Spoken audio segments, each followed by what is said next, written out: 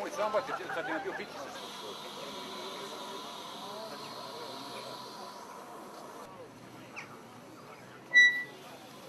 Sad stani malo.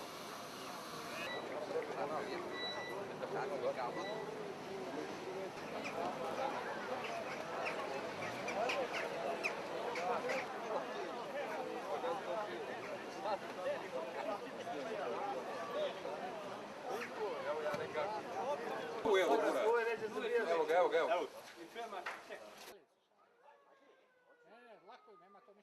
Duže vreme ovako jedan problema imamo od godinu dana i više smo, znači, totalno na haosu preduzeća. Znači, došlo je do ovog spontanog štrajka radnika što nisu primili plate, nisu primili za januar, februar i mart za ovu godinu 2013.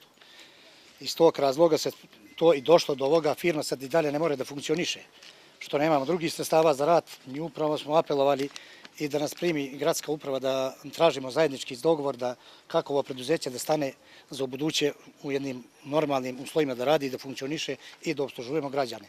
Ovakav nerealan odnos u samom preduzeću je malo viši duži period, znači više godina upravo. To je došlo do toga. Vodilo se nije računa. S obzirom da smo mi od vitalnog značaja i vršimo delatnost za građane, ja upravo apelujem i na naša dva ministra da nam pomognu ozgore iz vlade i vladu Srbije, molim da nam pripomogne u ovom slučaju da ovo preduzeće opstane, da bi bilo korisno za građane, da služi kako je i dalje vršilo svoje uslužne delatnosti. Vidjet ćemo kako će do petka isovo, znači to je do nedelje, znači onamo od ponedeljka ćemo ponovo zbor i sa direktorom i sa radnicima i šta radnici odlučuju i direktor.